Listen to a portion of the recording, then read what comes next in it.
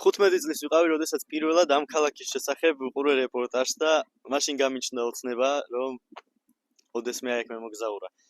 რა თქმა უნდა, ჩემთვის მაშინ წარმოუდგენელი იყო, რომ აი ერთ დღესაც ავდგებოდი და სამყაროს ბოლოში წავიდოდი. არც კი მეგონა, რომ ეს შეიძლება ოდესმე მომხდარიყო, მაგრამ თავარია გჯეროდეთ თქვენი ოცნებების. მე დღეს აქ ვარ და ამ ვიდეოს ვწერ. ეს არის ადგილი, სადაც ორსულებს ბავშვის გაჩენა ეკრძალებათ. ხალხი ქუჩაში იარაღით გადაადგილდება. არც გარდაცვალება შეიძლება აქ, რადგან ბოლო 90 წლის მანძილზე აქ არავინ დაკრძალულა. კატის ყოლაც აკრძალულია ამ მიწაზე. ხოლო ჩემს უკან ნიშანს ალბათ ყველანი ნახავდით და შეამჩნევდით. ფრთხილად ქუჩაში თეთრი დათვები დადიან. ეს კი ყველაზე საინტერესო არის ამ ადგილში. კეთილი იყოს თქვენი მობრძანება არქტიკაში, სვალბარდის არქიპელაგზე. ეს ქალაქი ლონგირია. წინ ძალიან საინტერესო ვიდეო გელოდებათ და ამიტომ კარგად ჩაუჯექით, მოკალათდით, ნამდვილად დაუვიწყარი კადრები გელოდებათ წინ. არქტიკა 2025 წლის 22 აგვისტო.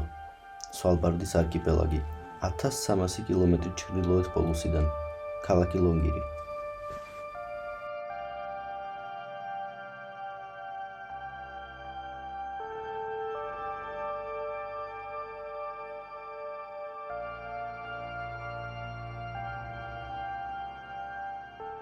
როგორც იქნა დადგა ეს დღე და დაიწყო ეს მოგზაურობა 100 წლიანი ლოცინის შემდეგ.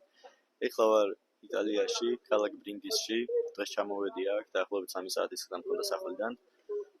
სწორედ აქედან მოქვს პირველი ფრენა სტოკჰოლმის მიმართულებით. მივუახლოვდი სკანდინავიას და ჩამოვედი შვედეთში, კერძოდ სტოკჰოლმში. დაახლოებით 4 საათის წინ ჩამოვფრინდი და თვითმფრინავში სამწუხაროდ დამჭა ლეპტოპი, როდესაც უკვე გამოვედი აეროპორტიდან და ვიყავი ქალაქში, მხოლოდ ამის შემდეგ მივხვდი და როდესაც უკან დაუბრუნდი, აღმოჩნდა რომ მევლოდებოდნენ გამნაღმელებს, რომ შეემოწმებინათ, იყო თუ არა დატოვებული ბარგი უსაფრთხო და მხოლოდ ამის შემდეგ დამიბრუნეს ლეპტოპი.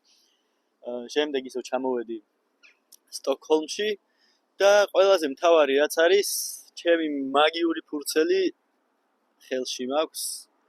ეს არის ჩეკინი, უბრალოდ ჩასვლომის ბარათი. ხვალინდელი ფრენი, ხვალ 12 საათზე გავფრინდები ოსლოში, ნორვეგიაში და ნორვეგიიდან უკვე გავფრინდები ლონგირში. ლონგირში ვიქნები დაახლოებით 18 ან 19 საათზე, ზუსტად ჩასვლის რო არ წერია. დაახლოებით 19 საათზე ვიქნები ლონგირში. მანამდე კი ვნახოთ როგორ მოვასწრებ ოსლოში გადაჯდომას, იმიტომ რომ მხოლოდ საათი და 50 წუთი მაქვს გადაჯდომისთვის და აეროპორტი არის ძალიან დიდი. ახლა კი უნდა დავათვალიერო სტოკჰოლმი, რადგან პირველად ვარ.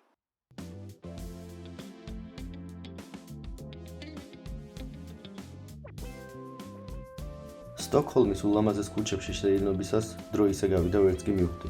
გამთენიეს კი გავეშურე აეროპორტისკენ, საიდანაც უკვე შემდეგი ფრენა მელოდებოდა ოსლოს მიმართულებით.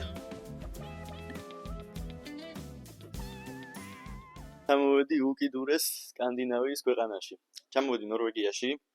დღეს დილით დავტოვე შვედეთი და ჩამოვედი სტოკჰოლმიდან ოსლოში.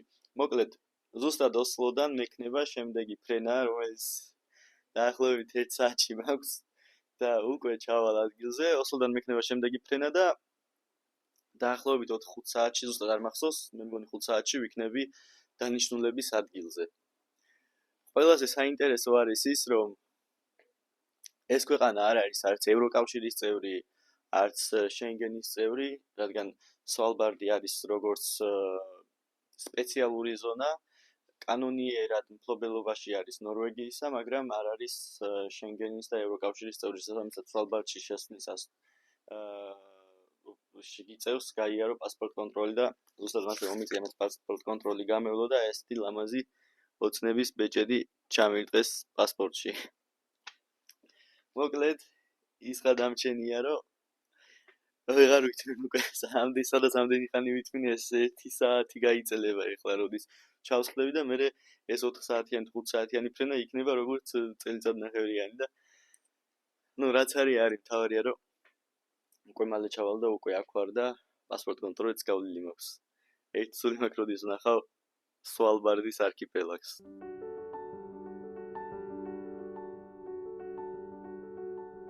აფრენიდან რამოდენიმე საათში თვითმფრინავის ფანჯიდან არქტიკული მთები და ოკეანე დავინახე, რაც იმას ნიშნავდა, რომ არქიპელაგს უახლოვდებოდით. შემდეგ კი ლონგირის განაპირას მდებარე სახლებიც გამოჩნდნენ და ამასობაში დავეშვით ლონგირის ძალიან პატარა და მოკრძალებულ აეროპორტში.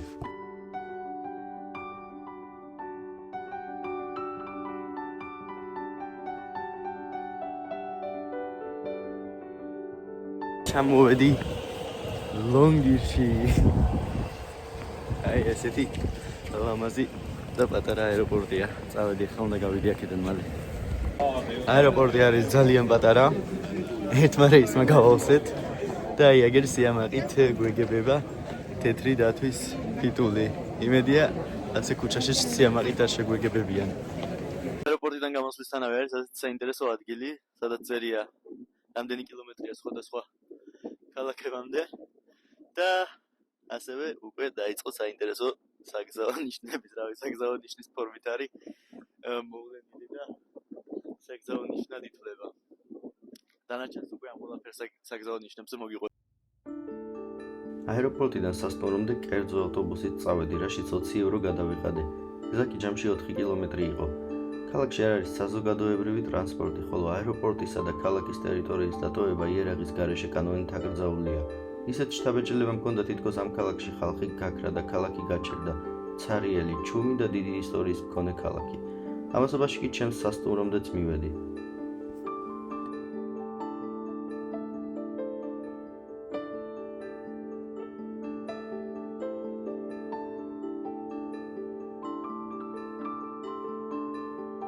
ეს არის ჩემი სასტუმრო, მოკლედ ქალაქის ბოლოში არის. აი იქ თქვენ მოთ ჩანს არქტიკული ოკეანე. შევდივარ ქალაქში. და ყველაზე საინტერესო, რაც სასტუმროში შესვლისას ხდება, ეს არის ფეხსაცმლის შესანახი ადგილი. სვალბარდში ამ ქალაქში აბსოლუტურად ყველა დაწესებულებაში ვალდებული ხართ შესვლისას გაიხადოთ ფეხზე და ნიშნებით ძალიან ბევრი შეგხვდებათ თითქმის ყველა დაწესებულებაში და მეც შემოსვლისთანავე ვიხდი ფეხზე. ფეხსაცმელი უნდა დაალაგოთ სპეციალურად გამოყოფილ ადგილას. სვალბარდში ფეხსაცმლის გახდის ისტორია იწყება დაახლოებით 1 საუკუნის წინ. მაშინ, როდესაც მაღაროელები გადიოდნენ ქალაქში, მათი ფეხსაცმელი იყო ყოველთვის დასწრილი ნახშირის მტვრით. შესაბამისად, შემოიღეს კანონი, რომ ნებისმიერ დროს, ნებისმიერ დაწესებულებაში და ნებისმიერ შენობაში შესვლისას უნდა გაიხადოთ ფეხზე.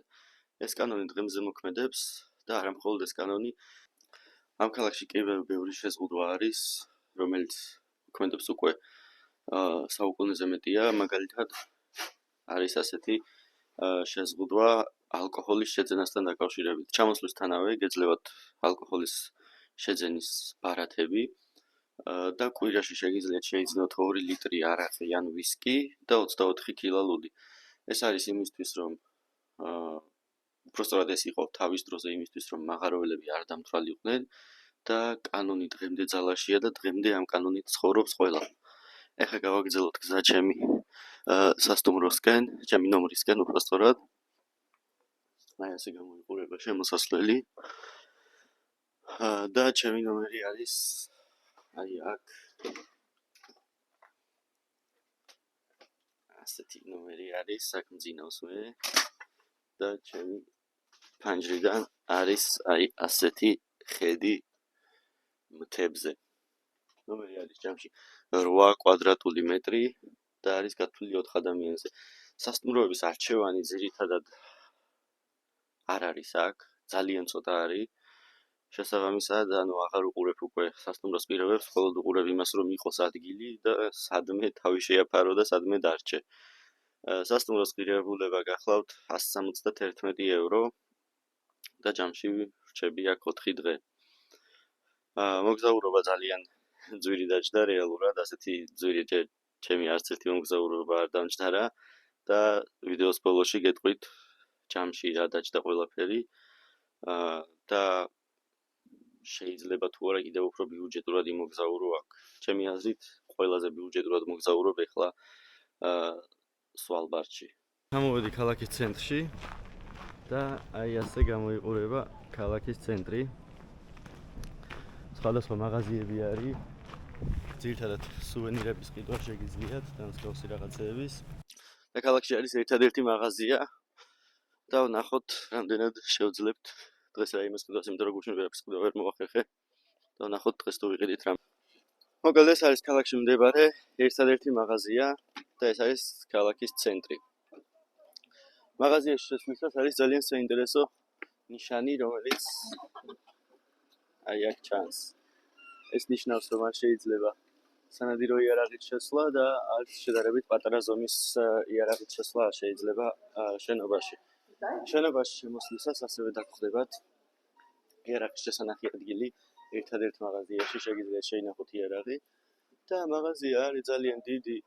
ვფიქრობ, რომ ყველაფრის ყიდვას მოახერხებს ადამიანი და როგორც ჩანს გადაღება არ შეიძლება, ამიტომ ვეცდები ან ჩუმად გადავიღო, ან საერთოდ არ გადავიღო.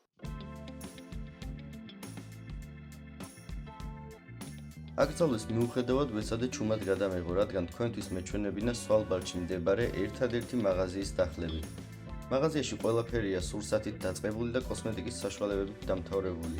ასევე საყოფაცხოვრებო ტექნიკა და სამშენებლო მასალები. ყველაფერი ერთ სივრცეშია თავმოყრილი. ფასები კი საკმაოდ მაღალია, რაც ძალიან ბუნებრივია.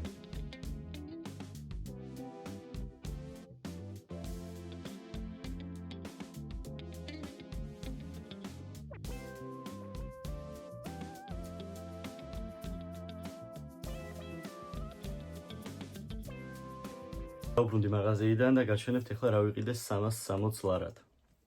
ერთი ცალი ლიმონადი, ერთი ცალი 9 კილოგრამიანი პური, ასეთი ოცხობილები, ერთი ცალი ყველი 120 გრამიანი, კბილის ჩოქი და კბილის ჩაგრისი, თევზის კონსერვი, კიდევ ორი ცალი თევზის კონსერვი, მოცვი დაახლოებით 220 გრამიანი, ასეთი იმის ნორვეგიული მზადსაჭმელი 3-4 ადამიანის პორცია ამოჩამის ნახევარი პორცია.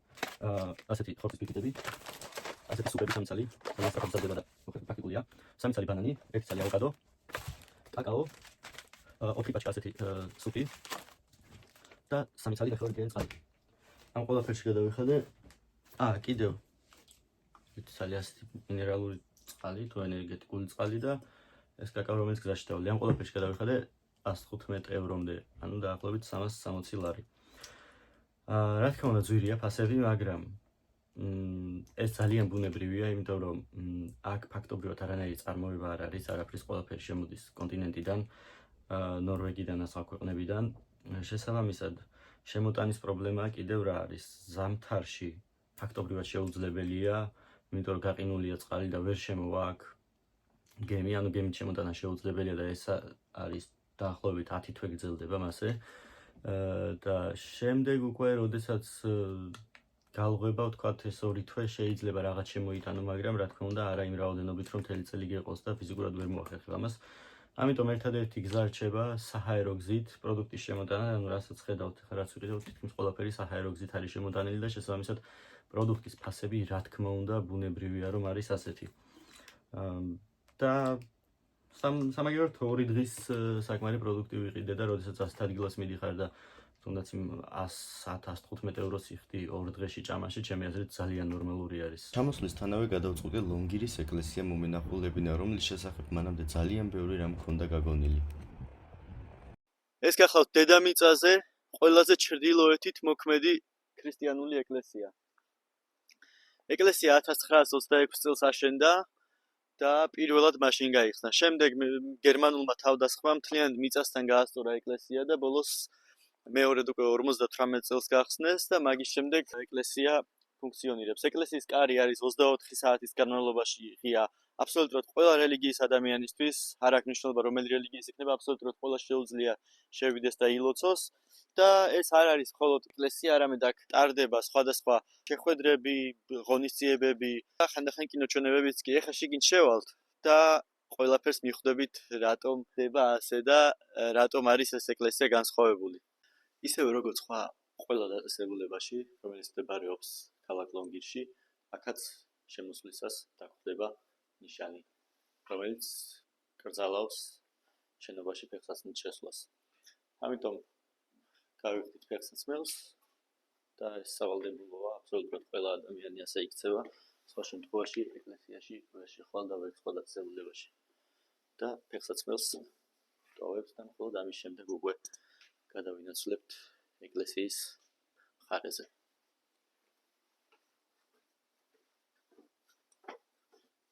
აქ ადამიანები არა მხოლოდ სალოცავად, არამედ სულიერი სიმშვიდის საფრთხეებადაც მოდიან.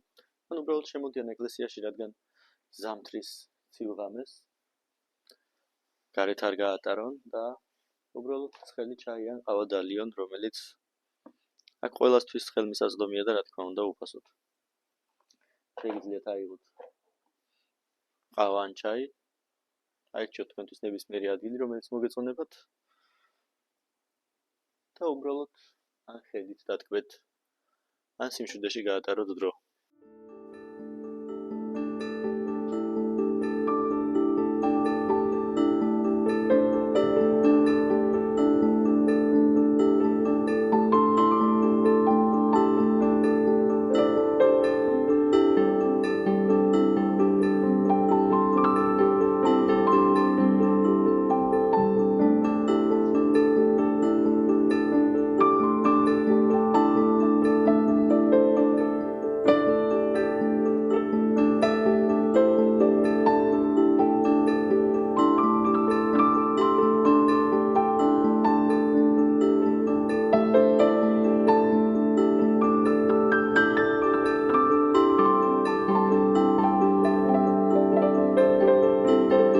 ქალაქში ძალიან ბევრ შეამჩნევთ აი ასე მიტოვებულ თოვლის სკუტერებს. ეს სკუტერები არის ზომაში ძალიან დიდი. ზამთარში ეს გახლავთ გადაადგილების ერთადერთი საშუალება, როდესაც დიდი თოვლი მოდის ფიზიკურად შეუძლებელია სკუტერის გარდა სხვა რაიმე ტრანსპორტით გადაადგილდე აქ. ერთი საინტერესო ფაქტი ის არის კიდევ, რომ ქალაქში არის რეგისტრირებული ადამიანზე მეტი სკუტერი, იმიტომ რომ მოსახლეობის რაოდენობა შეადგენს 2006-ას, ხოლო ქალაქში რეგისტრირებულია 4000-ზე მეტი სკუტერი ოფიციალურად. შესაბამისად, არ გიგონოთ რომ ყველა მოსახლეს ორ-ორი ცალი ყავს ან სამ-სამი ცალი. უბრალოდ მთავარი მიზეზი ამ ყველაფრის არის ის, რომ სასტუმროებს აქვთ ნაყიდი დიდი რაოდენობით და ტურისტებზე შემდეგ აქირავენ. მაგრამ თითქმის ყველა მოსახლეს აუცილებლად ყავს, როგორც ვიცი, ერთი ცალი მინიმუმ თოვლის სკუტერი. იმიტომ რომ ძალიან პრაქტიკული არის თოვლის დროს ამით გადაადგილება არის ძალიან მაგარი, თანაც ძალიან სწრაფია. თოვლის სკუტერზე არის აი ერთი ასეთი მნიშვნელოვანი დეტალი. ეს გახლავთ იარაღის შესანახი ადგილი.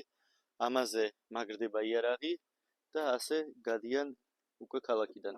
იარაღი ყოველთვის ამაში უნდა იყოს მოთავსებული, რომ ყოველთვის იყოს ახლოს და ხელმისაწვდომ ადგილას, რადგან მოახერხონ თეთრდათვან შეხვედრის შემთხვევაში მისი მოგერიება და არ დასრულდეს ფატალურად თეთრდათვან შეხვედრა. თითქმის აბსოლუტურად ყველა სკუტერს აქვს შესაბამისი სათავსო, სადაც ინახება იარაღი. დღეს გადავწყვიტე ლონგირის უნივერსიტეტი მენახა, რომელიც გამოირჩევა სწავლის საკმაოდ მაღალი ხარისხით და ეს ერთ-ერთი მიზეზია ხალხის აქ ჩამოსვლის. ეს გახლავთ დედამიწაზე ყველაზე ჩრდილოეთით მოქმედი უნივერსიტეტი. უნივერსიტეტში ისწავლება როგორც ვიცი გეოფიზიკა და სხვა მსგავსი საგნები და ძირითადად საგნები, რომლებიც ყველა ასოცირდება არქტიკასთან, აქ შეისწავლიან სხვადასხვა არქტიკულ ცხოველებს, მცენარეებს, ნიადაგს და აბსოლუტურად ყველაფერს, რაც კავშირშია არქტიკასთან. ძალიან კარგი ლოკაციაა ეს ასეთი უნივერსიტეტისთვის, რადგან სტუდენტებს აქვთ იმხელა ფუფუნება, რომ ის რასაც კითხულობენ და რაც ესმით შიგნით, შეუძლიათ ფანჯრიდან გამოიხედონ და უკვე აქვთ ეგეთ მთელი ხედი ზღვაზე და თელს არქტიკულ თებზე, ასე რომ ვთქვათ. უნივერსიტეტში დაახლოებით 50 ეროვნების სტუდენტი სწავლობს და სწორედ ეს უნივერსიტეტი არის ერთ-ერთი მიზეზი იმისა, რომ სვალბარდში და კონკრეტულად ქალაქ ლონგირში ქვანახშირის რესურსის ამოწურვის შემდეგ სიცოცხლე გაგრძელდება. ეს ქალაქი გააგრძელებს სიცოცხლეს და აქ ხალხი გააგრძელებს ცხოვრებას. ამის მიზეზი არის ბევრი ამ ქალაქში, არა მხოლოდ ტურიზმი, არამედ სხვა ბევრი საინტერესო რამ. ყველაზე საინტერესო კი მაინც არის ის, რომ ამ უნივერსიტეტში ჩასაბარებლად პირველ რიგში უნდა გაიაროთ განსაკუთრებული უსაფრთხოების კურსი და შემდეგ უნდა მოიპოვოთ იარაღის ტარების ნებართვა და მხოლოდ ამის შემდეგ შეგეძლებათ ჩააბაროთ ამ უნივერსიტეტში და დაიწყოთ სწავლა. ლონგირის უნივერსიტეტის დათვალიერების შემდეგ გადავწყვიტე ლონგირის სასაფლაოზე წავსულიყავი, სადაც ძალიან ბევრ საინტერესო კითხვაზე უნდა გამეცა პასუხი.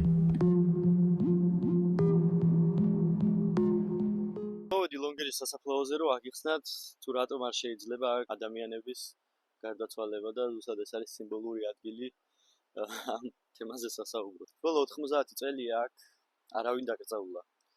რადგან კატეგორიულად აკრძალულია ადამიანის დაკრძალვა. მთავარი მიზეზი ამ ყველაფრის არის ის, რომ დაახლოებით 100 წლის წინ აქ იყო დაკრძალული ადამიანი და დაკრძალვიდან რამოდენიმე წელში იქიდან გამომდინარე რომ მიწა არის აქ არასტაბილური, ნიადაგი არის ძალიან არასტაბილური და შემდეგი მიზეზი ის, რომ აქ არის მუდმივად ყინვა, სწორედ ამ მიზეზებიდან გამომდინარე ამ ადამიანის გვამის გახსნა ვერ მოხერხდა.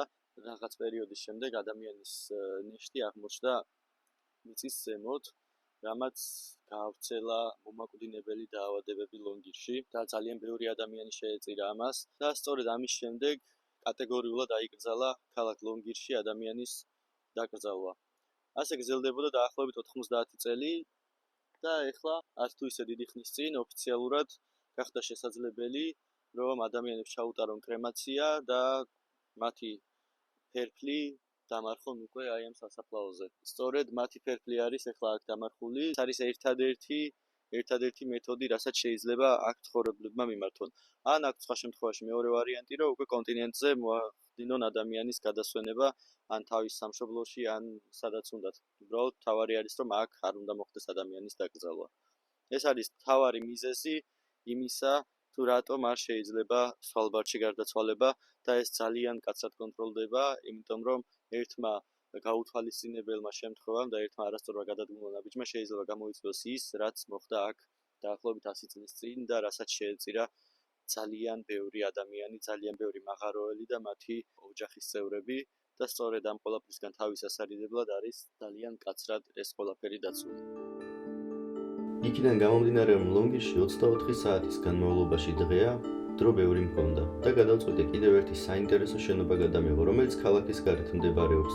ქალაქის დატოვება კი იარაღის გარეშე არ შეიძლება. ეს ფაქტი კარგად ვიცოდი, მაგრამ უკვე ღამის პირველი საათი იყო და ვერავის თხოვდი იქ გაყოლას, ამიტომ მომიწია კანონი დამერღვია და ქალაქიდან იარაღის გარეშე გავსულიყავი, რაც ძალიან სახიფათო იყო. ჩემს უკან შენობას რომელსაც ხედავ, ერთი შეხედვით თითქოს და პატარა და არაფრის თქმელი შენობა, მაგრამ სინამდვილეში ეს გახლავთ შენობა, რომელმაც უნდა გადაარჩინოს კაცობრიობა გადაშენებისგან, საჭიროების შემთხვევაში რა თქმა უნდა. ეს გახლავთ შენობა, რომელსაც ასევე უწოდებენ ნოეს კიდობანს, თანამედროვე ნოეს კიდობანს. შენობა 2008 წელს აშენდა და შენობაში თავმოყრილია მილიონამდე მცენარის თესლი მსოფლიოს აბსოლუტურად ყველა ქვეყნიდან. აქ შენახულია აბსოლუტურად ყველა მცენარის თესლი და იმ შემთხვევაში, თუ რომელიმე კონკრეტულ ქვეყანაში მოხდება ატომური ომი, ან კლიმატური ცვლილება, ან ნებისმიერი რამ, რაც დააზიანებს მცენარის სახეობას, აი აქ ჩამოვა იმ ქვეყნის წარმომადგენელი და თავისი მცენარის თესლს დააბრუნებს თავის ქვეყანაში, რის შემდეგაც უკვე დააბრუნებს თავის ბუნებაში და გადაარჩენს დაშენებისგან თავის მცენარეს. ადგილი არის ძალიან საინტერესო. ეს მთლიანად ეს შენობა, თითქოს და ასეთი პატარა სინამდვილეში გრძელდება აი იქით და კლდეში ადის, არის ძალიან დიდი. შენობაში არის მუდმივად სტაბილური ტემპერატურა -18 გრადუსი და ეს ბუნებრივად სტაბილურდება. ტენიანობა და სხვა ყველა ის პირობა, რაც სჭირდება მცენარეს, რომ გქონდეს ყველაფერი აქვს მცენარეს და მცენარის თესლს და აქ შეიძლება შეინახოს ასეულობით საუკუნე და შეიძლება განუსაზღვრელი ვადით, რადგან ყველანაირი პირობა აქვს მცენარეს და მცენარის თესლს. საცავში ასევე ქართული მცენარეების ნიმუშებიც გვხვდება. იქ შენახულია 20-მდე ქართული მცენარის დაახლოებით 400 ნიმუში, რომლის გაგზავნაც საქართველოდან 2009-2013 წლებში მოხდა და დღემდე საგულდაგულოდ არის შენახული მსოფლიოში ყველაზე დაცულ და უსაფრთხო ადგილას.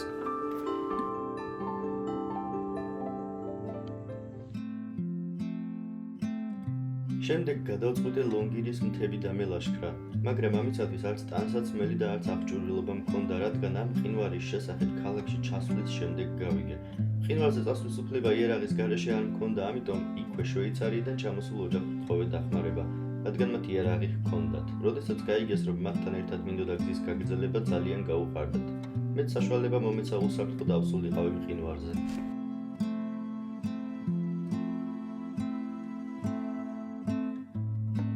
ხაზი ახლა ძალიან რთული აღმოჩნდა. ამ ყველაფერს ემატებოდა სიცივე და ცივი ქარი. მაგრამ ხდებოდი, რომ წინ ძალიან საოცარი სანახაობები მელოდებოდა. 40 წუთიანი სიარულის შემდეგ უკვე მყინვარები უფრო და უფრო ახლოს ჩანდნენ.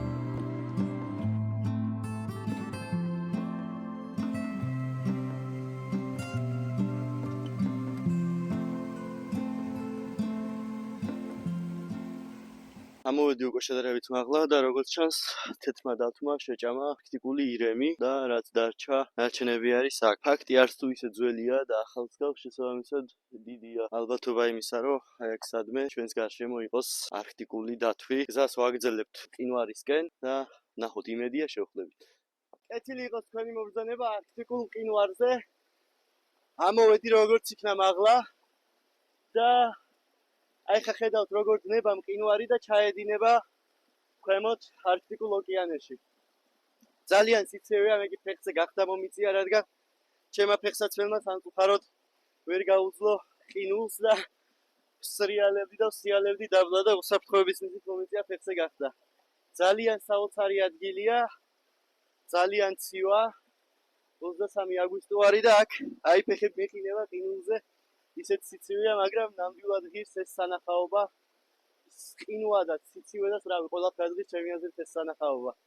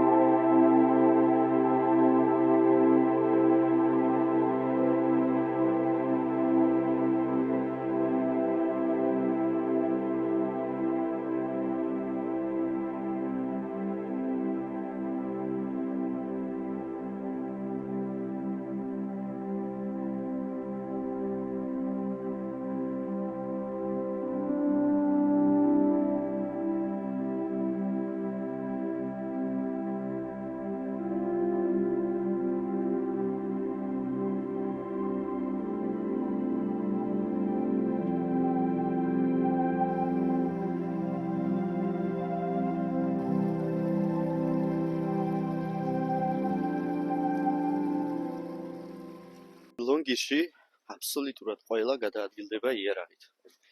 არათუ აქვთ იარაღის ტარების უფლება, არამედ ვალდებულებიც კი არიან, რომ ატარონ იარაღი. არ აქვს მნიშვნელობა ეს მასწავლებელი იქნება, მოსწავლე იქნება, პოლიციელი იქნება, მეხანს არ აქვს მნიშვნელობა თუ რიგითი მოქალაქე, აბსოლუტურად ყველა ვალდებულია, რომ ყოველთვის თან ატაროს იარაღი. გარდა იმ შემთხვევისა, თუ შედიხარ მაღაზიაში, რესტორანში, ზოგიერთ დაწესებულებაში, იარაღის შეტანა აკრძალულია, სხვა შემთხვევაში აბსოლუტურად ყოველთვის თან უნდა გქონდეთ იარაღი. მიზეზი იმისა, თუ რატომ არის აქ სავალდებულო იარაღის ტარება, არის ის, რომ ლონგიში რეგისტრირებულია იმაზე მეტი თეთრი დათვი, ვიდრე თავად ადამიანი, რადგან ადამიანების რაოდენობა ლონგიში შეადგენს 2500-ს, ხოლო ოფიციალურად ლონგიში რეგისტრირებული არის 3500-ზე მეტი პოლარული დათვი. პოლარული დათვთან შეხვედრის შემთხვევაში ერთადერთი გამოსავალი არის ცეცხლსასროლი იარაღის გამოყენება და მხოლოდ ასე შეიძლება მოიგერიო დათვი, რადგან აქ არ არის ხე, ვერც ხეზე ვერ აზრებ, ვერსად ვერ წახვალ. არაფერი არ არის საერთოდ. ერთადერთი კიდევ შეიძლება რომ სკუტერით იყო, ან მანქანით იყო და გაიქცე უბრალოდ. ხოლო თუ ფეხით მოძრაობ, ერთადერთი საშუალება არის იარაღი. ფაქტები დათვებთან შეხვედრის არის ხშირი. განსაკუთრებით მაშინ, როდესაც ქალაქს გაცდებით, ისევე როგორც მე ვარ ახლა. ვიდეოში აღვნიშნე, რომ აქ კატის ყოლა არ შეიძლება და თავარი მიზეზი სწორედ არის აქ. აქ ბინადრობენ სხვადასხვა არქტიკული ფრინველები, რომლებიც ახლა არიან აქ და ვეცდები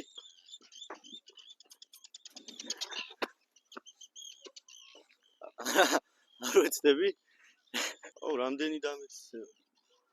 მე მგონი პატარები ყავს და მაგიტომ არ უნდა რომ მივიდე და ახლოდან გადავიღო.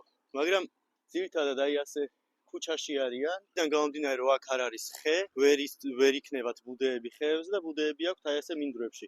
სწორედ ეს არის თავარი მიზეზი იმისა, რომ აქ არ შეიძლება ყავდეს კატა. იმ შემთხვევაში თუ აქ გამოივლის კატა ჩვეულებრივ შეჭამს ფრინველებს, რომლებიც არიან გადაშენების პირას. ძალიან ლამაზები არიან და ძალიან განსხვავებული ხმა აქვს და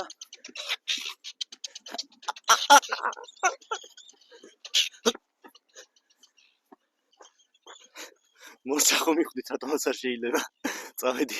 დამესივნენ, ასე ავიბარგე, მოისაქმეს ჩემ ჩანთაზე და ეხა მელოდებიან, სანამ არ დავტოვებ ტერიტორიას და ძალიან ბევრი მომყვება ჩემ თავზე დაფრინავენ, დამჩხავიან და ვეცდები რომ მალე წავიდე აქედან, როგორც ჩანს შევაწუხე. ჩემს უკან კადრში თქვენ ხედავთ, გახავთ მაღარო ნომერი 1 და ზუსტად აი ამ მაღაროდან იწყება მთელი ამ ქალაქის ისტორია. ჯერ კიდევ 1900 წელს აქ ჩამოვიდა ერთი ამერიკელი მეწარმე, გვარად ლონგირი, რომელმაც მოიპოვა უფლება ნორვეგიის ხელისუფლებისგან, რომ სვალბარდში, კერძოდ ამ მიწებზე დაეწყო ქვანახშირის მოპოვება. როდესაც ნებართვა მოიპოვა, გახსნა მაღარო ნომერი 1, რომელიც ჩანს ჩემს უკან. შემდეგ იყო მაღარო ნომერი 2.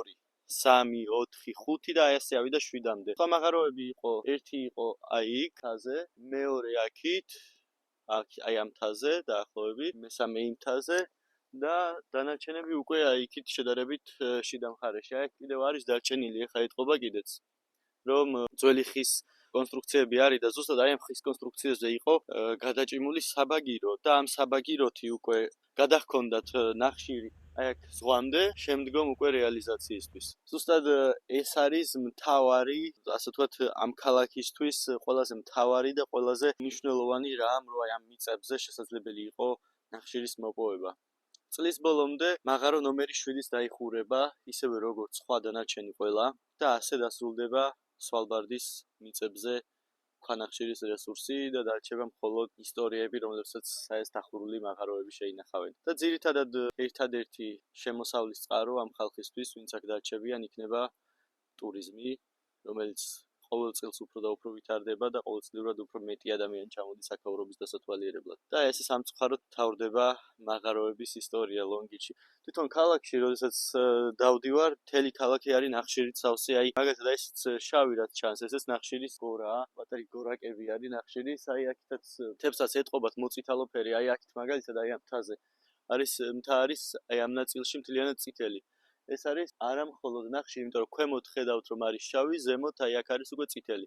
არის ძალიან დიდი რაოდენობით გოგირდი და პატარა ღელეები და ნაკადულები, რომლებიც ჩამოდის ეხლა, იმიტომ რომ ქალაქი იწყებს მთები შედარებით იწყებს ლღვობას, არის მთლიანად გოგირდით სავსე.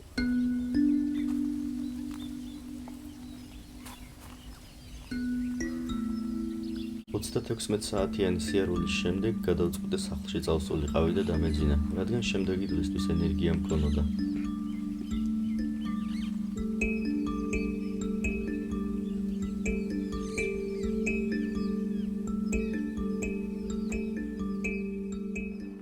ავიღვიძე და ფარჯიდან მიხედები და ნახეთ.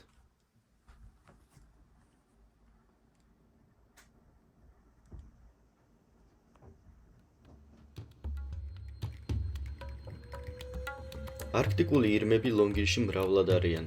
ისინი პირდაპირ ქუჩაში გადაადგილდებიან ადამიანებთან ერთად და ადამიანების საერთოდ არ ეშინიათ. მათთვის ახლა მნიშვნელოვანი პერიოდია, რადგან მხოლოდ ამ ერთი თვის მანძილზე შეუძლიათ იპოვონ მწვანე ბალახი. მომდევნო 11 თვე კი არქიპელაგი თოვლით არის დაფარული.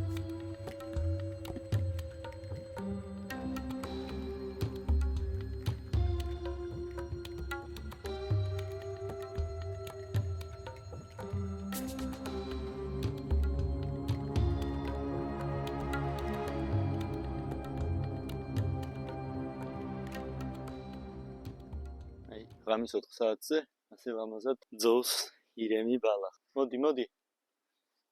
მოდი ბალახი გაჭამო, ნახე. როგორ ეძახიან ირემს არც ვიცი. არ უნდა რაკნას თვითონაც გემრიელად და ლამაზად ძოვს. ეს ბალახი ჭამე, გასინჯე, მოდი. როგორი მსუქნები არიან და რამხელები არიან. მოდი ჭამე. არა ეს მე მგონი პატარა არის, იმიტომ რომ რქები აქვს ძალიან პატარა. როგორც ვიდეოს დასაწყისში აღვნიშნე, აქ ორსულეს ბავშვების გაჩენა ეკრძალებათ. ორსული ქალები ვალდებულნი არიან მშობიარობამდე 2 კვირით ადრე არქიპელაგი დატოვონ და სხვა ქვეყანაში გაემგზავრონ სამშობიაროდ. მთავარი მიზეზი არის ის, რომ ლონგირის საავადმყოფო არის გათვლილი 6 ადამიანზე და ორსულებისთვის შესაბამისი მომსახურების გაწევის შესაძლებლობა არ აქვს. ამიტომაც უსაფრთხოების მიზნით კანონი მათ ავალდებულებს არქიპელაგის დატოვებას. ისტორიაში ორჯერ მოხდა ნაადრევი მშობიარობის ფაქტი და ორივე ბავშვი არქიპელაგზე დაიბადა.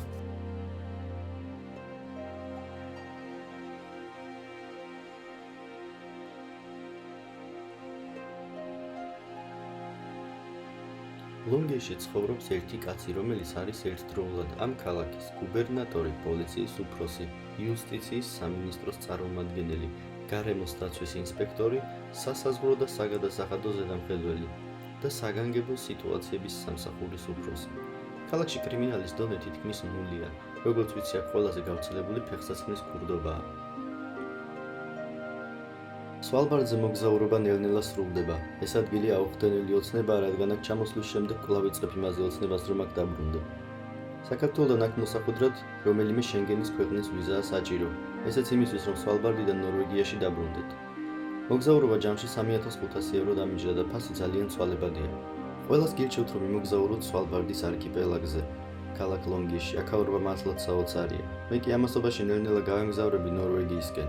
თუ მოგეწონათ ვიდეო, აუცილებლად გამოიწერეთ ჩემი არხი და დაალაიქეთ ვიდეო. ეს დაეხმარება ჩემს კონტენტს განვითარებაში.